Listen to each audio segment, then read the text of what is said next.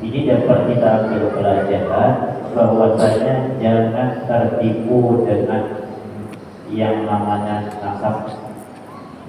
Jangan tertipu dengan penentuan orang alim, kiai besar, aulia Allah. Karena kata Imam Al-Ghazali, tidak ada orang yang makan itu mewariskan kenyang kepada anaknya. Di dalam kitab Ihya Ulumuddin Al-Imam Al-Ghazali, dalam kitab ada namanya kitab Dzakir Qulub, kitab menerangkan tentang terjalannya tertipu. Di situ banyak beliau menerangkan ada orang tertipu dengan berwudu sehingga was-was. Ada orang tertipu kalangan fuqaha sehingga tiap hari ingin berdebat masalah hukum. Ada para sufi tertipu. Di mana tokoh, di mana orang-orang sufi itu tertipunya, di mana? Beliau jelaskan. Dan bahkan beliau katakan juga ada ghururul Alawiyyin, tertipunya bangsa Alawi. Ini beliau bukan malah meremehkan, tapi beliau menasihati. Oleh karena itulah Al-Imam Abdullah bin Alawi Al-Haddad mengatakan Al-Imam Al-Ghazali itu Abu Sa'ad, bapaknya bangsa Alawi. Kenapa? Karena beliau satu-satunya ulama kelas tinggi yang berani menasihati. Sehingga orang-orang yang bernasab, siapapun itu orangnya, baik orang tuanya wali besar, baik orang tuanya kiai besar, baik orang tuanya tokoh ulama besar, anak jangan tertipu. Kadang-kadang yang tertipu itu malah tidak mau beramal ibadah, mengharapkan tokoh ayahnya, mengharap dia jadi wali karena ayahnya jadi wali. Mana bisa? Tidak ada sejarahnya ayahnya kenyang makan, anak ikut kenyang, tidak ada. Anak harus ikut makan kalau mau kenyang. Ayahnya makan, anak tidak makan, maka anak tetap kelaparan. Ayahnya alim, anak tidak belajar, anak tetap bodoh. Tidak ada kisahnya anak jadi alim gara-gara orang tuanya alim.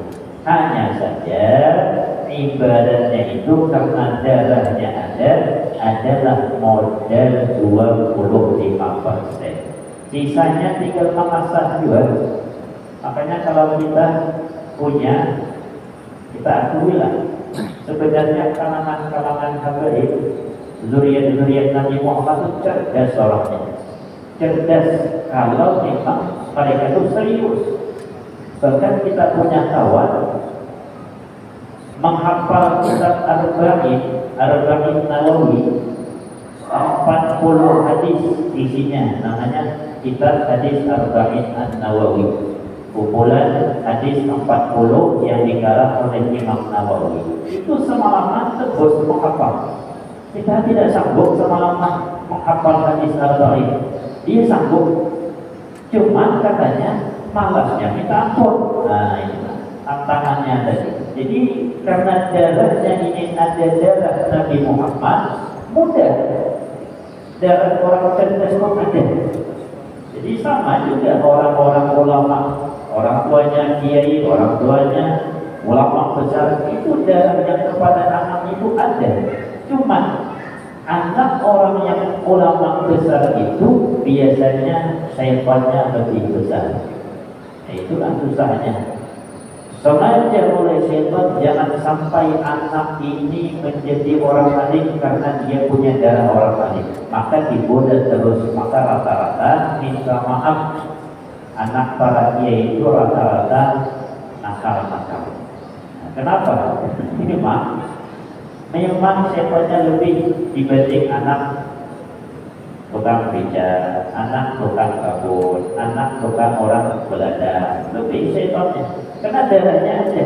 Jangan sampai kalau dia belajar, kemudian dia menjadi orang alim itu mudah. Karena darahnya adalah orang alim, sehingga banyak tertipunya.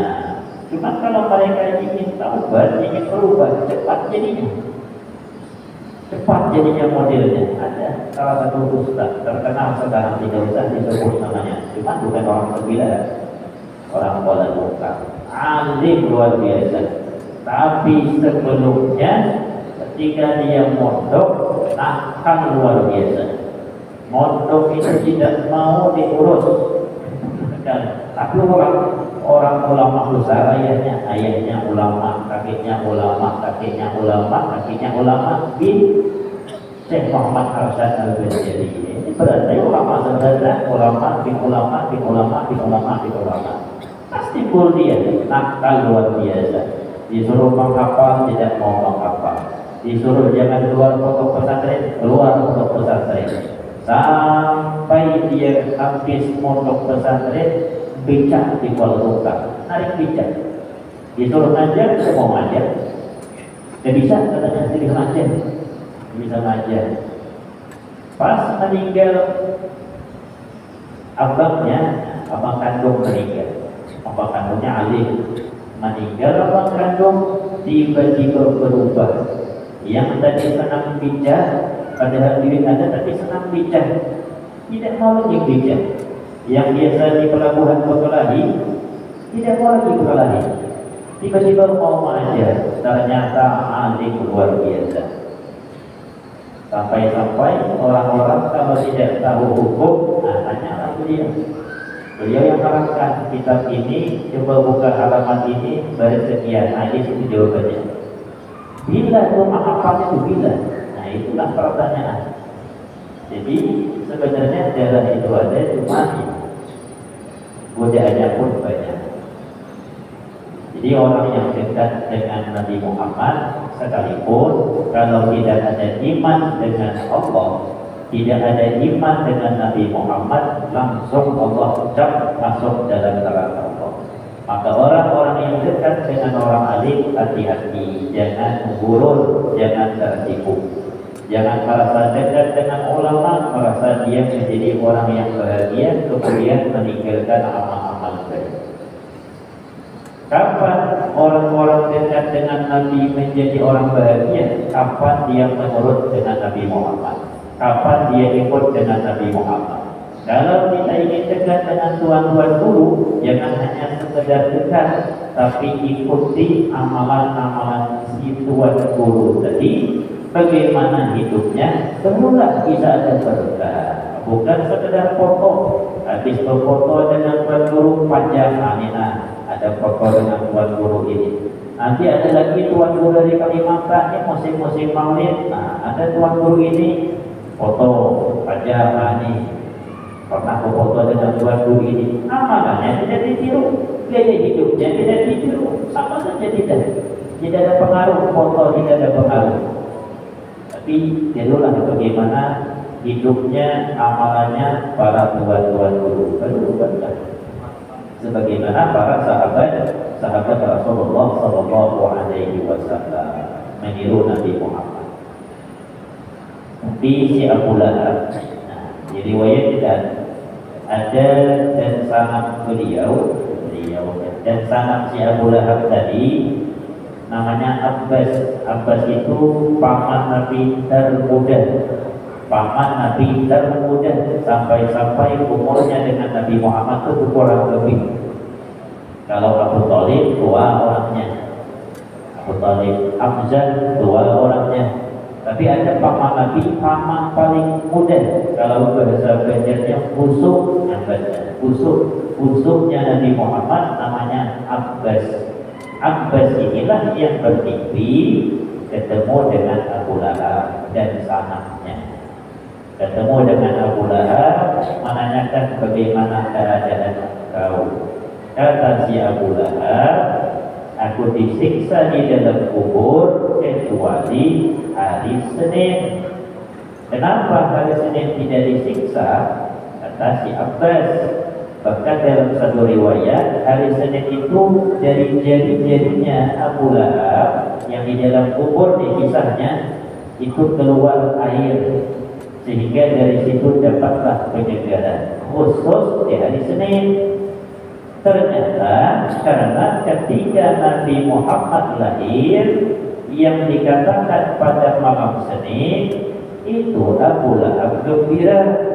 Kenapa Abu Lahab gembira? Karena melihat banyaknya keanehan.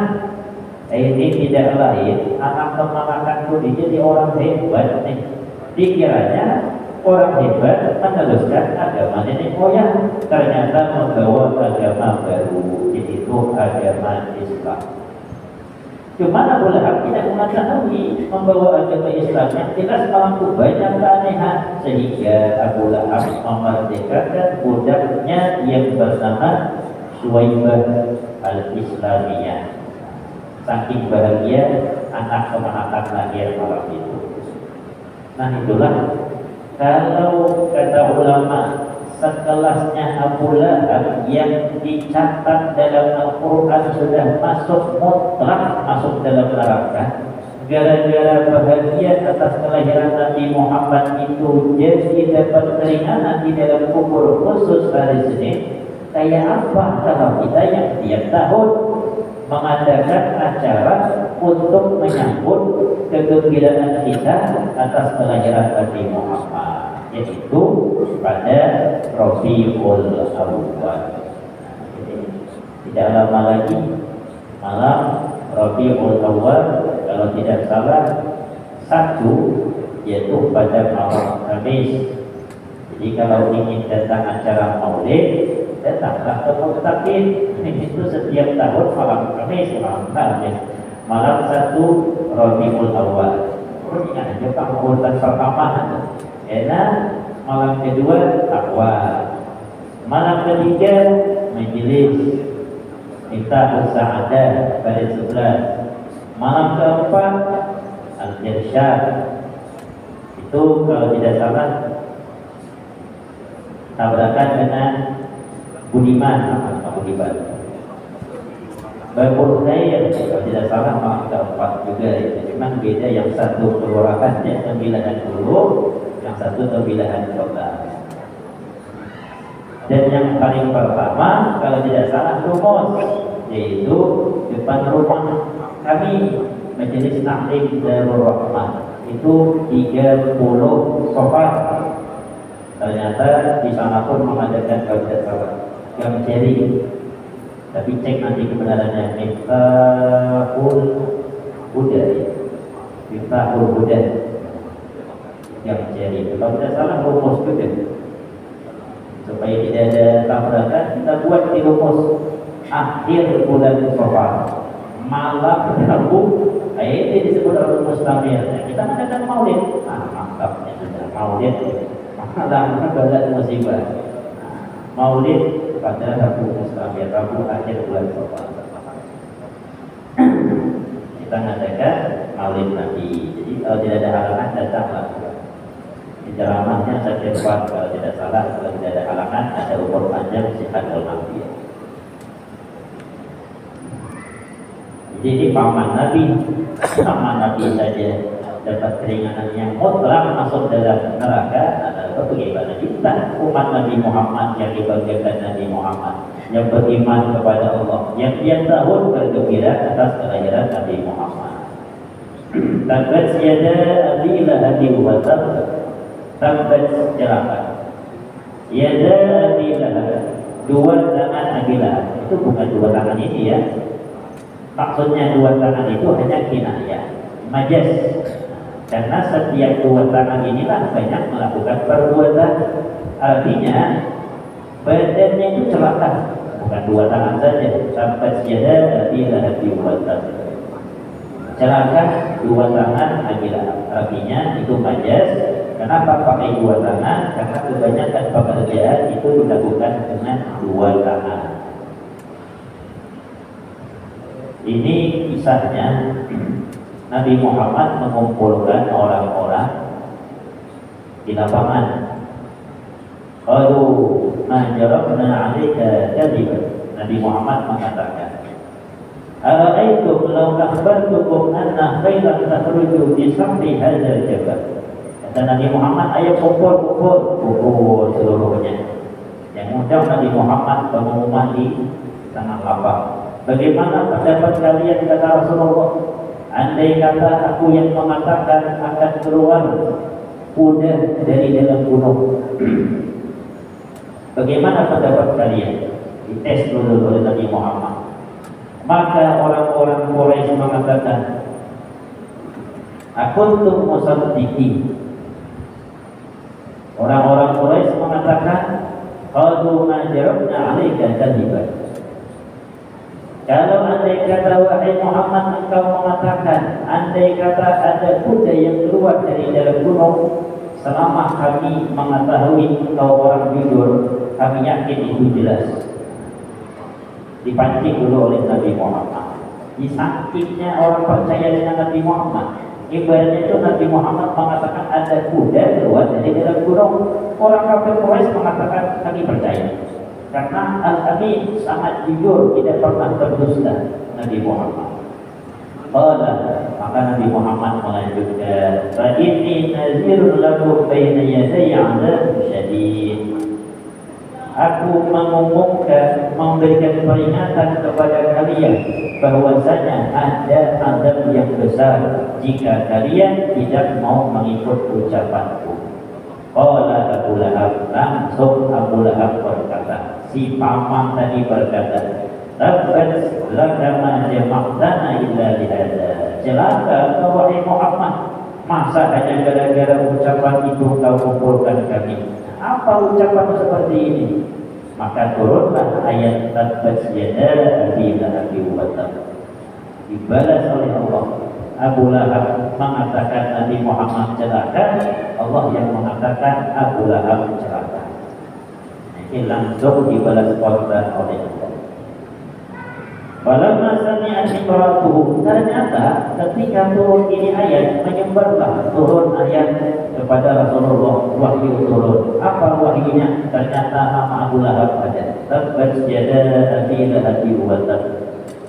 Istri Abu Lahab mendengar ayat itu turun dan ada nama suaminya, maka si istri Abu Lahab tadi angkat Rasulullah mendatangi Nabi Muhammad membawa batu. Datang kepada Nabi Muhammad, cari kumpulan Nabi Muhammad. Di situ ada sahabat Abu Bakar Siddiq berkumpul dengan Nabi Muhammad. Datanglah istri Abu Lahab membawa batu di tangannya. Ternyata Allah menutup Nabi Muhammad. Jadi datanglah istri Abu Lahab menanya, mana Muhammad? Padahal situ ada Nabi Muhammad. Nanya kepada Abu Bakar, mana Muhammad? Berarti dibilang jatuhnya. Falam tara ila Abu Bakar. Tidak melihat dia, kecuali yang dilihat hanya Abu Bakar. Abu Bakar diam saja. Andai kata ada Muhammad di sini, kata istrinya Abu Lahab, niscaya aku pukul mulutnya dengan baju ini. Kesal. Kenapa? Karena Nabi Muhammad menyampaikan wahyu daripada Allah bahwasanya suaminya tercatat termasuk orang yang masuk dalam neraka-Nya Allah. Andai kata ada Muhammad di sini, aku pukul mulutnya dengan batu ini. Pergilah istrinya tadi. Nanya sahabat Abu Bakar, ya Rasulullah, apakah ini tidak melihat engkau? Kata Rasulullah, Allah Subhanahu wa Ta'ala menutup pandangannya daripadaku. Laqad atallahu basaraha anni. Allah menutup pandangannya daripadaku, sehingga tidak melihat dia Nabi Muhammad ada di situ. Susah juga di masalahnya. Ternyata sampai istrinya Abu Lahab pun masuk di dalam ini ayat. Dimanakah Nabi Muhammad? Susahnya apa? Keluarga. Rata-rata seperti itu. Kadang-kadang tantangan itu datang dari keluarga besar. Contohnya, tidak usahlah menyebarkan agama. Memulai menyekolahkan anak saja, itu kadang-kadang ada bahasa dari keluarga yang lain yang meremehkan. Ada contoh, A ingin menyekolahkan anak di mana? Pondok pesantren. Ternyata datang paman. dan tambah tua. Apa sekolah di pondok pesantren? Tidak ada ujung-ujungnya. Ada yang seperti itu. Tidak ada ujung-ujungnya. Ini kan tatanan dari keluarga. Kalau dianggap kata-kata keluarga tadi, wah selesai, pindah pondok itu bukan pindah pondok, berarti bisa tidak jadi pondok. Betul juga. Belum lagi paman, belum lagi ketika pindah ke pondok pesantren, diturunkan malah yang namanya kelas. Itu pengalaman kita. Pernah kita dihapak seperti itu. Yang menghafal pun menikah sudah. Kita pondok pesantren di Kuala Tungkal sampai Aliyah, seperti itu. Kita di pondok, kita di sini di Sanawiyah, sama Sanawiyah. Pindah Kuala Tungkal, di tes, itu dapat dua Sanawiyah.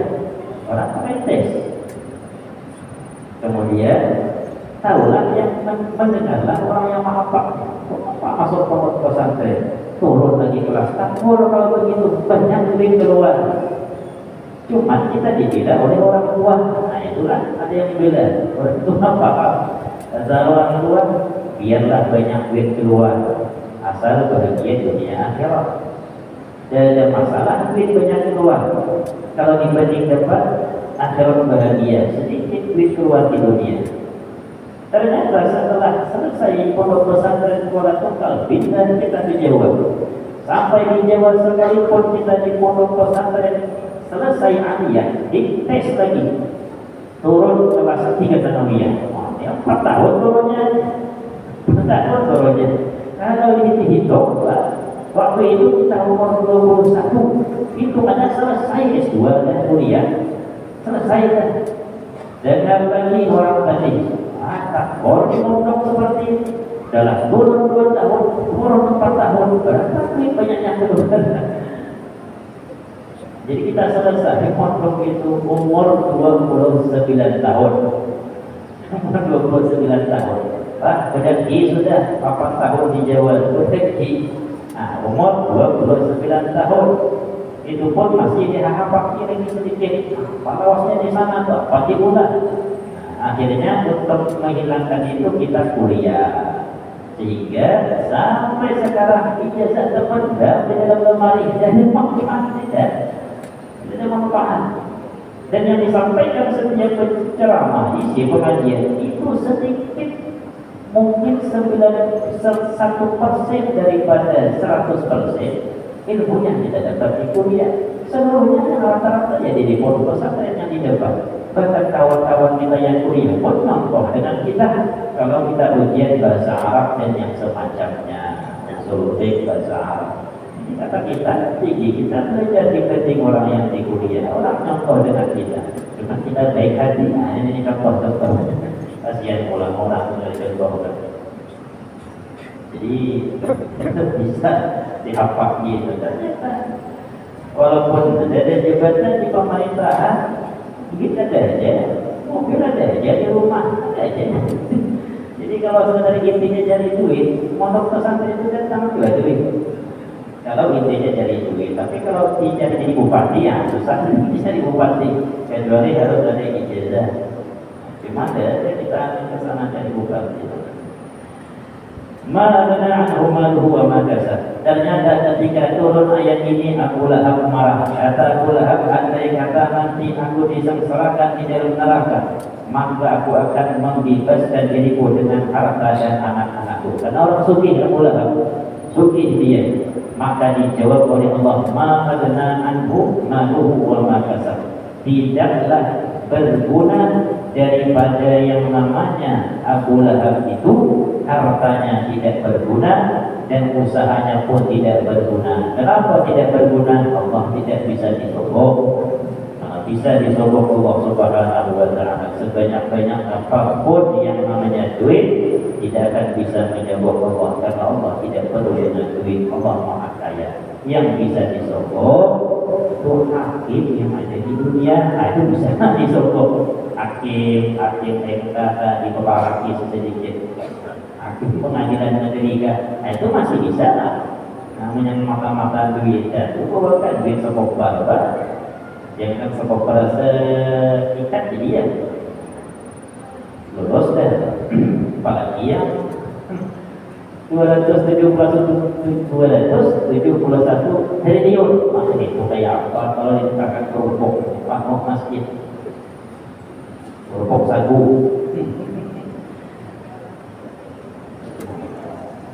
setiap 8 tahun 500 miliar. Nah bayangkan tuh belum 1 triliun lagi 500 miliar kasih ini 30 miliar. Oh, masih banyak sisa. Ini kasih 2 miliar, ini kasih 300 juta.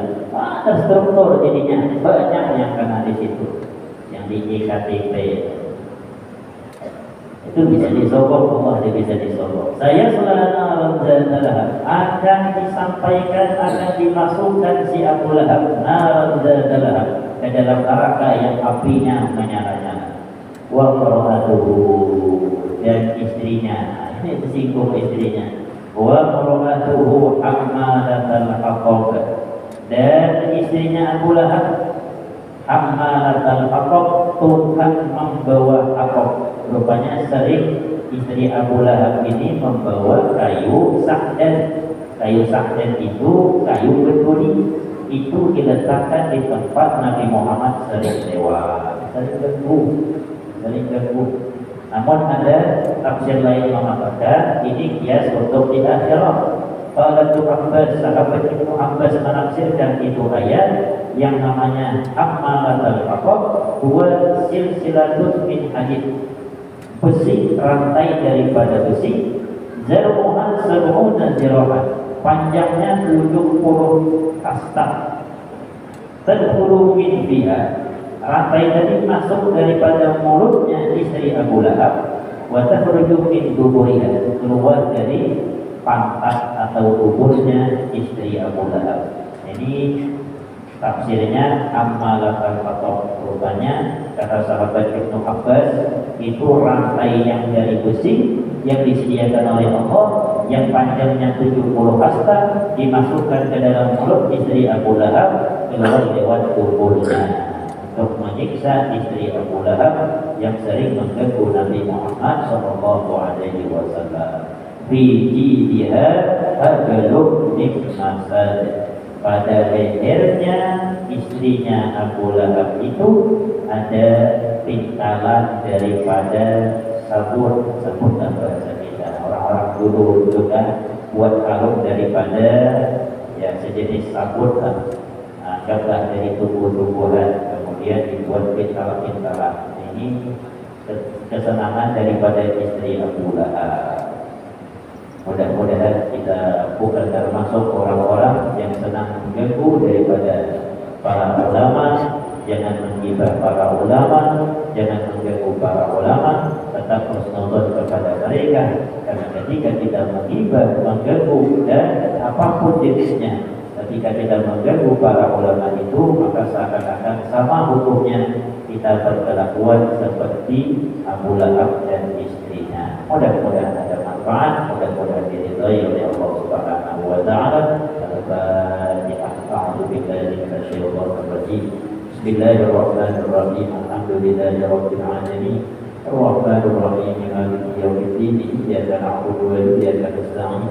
Ihdinas siratal mustaqim. Siratal ladzina an'amta 'alaihim ghairil maghdubi 'alaihim waladdallin. من بني الله. بسم الله الرحمن الرحيم. الحمد لله رب العالمين، والصلاة والسلام على أشرف الأنبياء والمرسلين وعلى آله وصحبه أجمعين.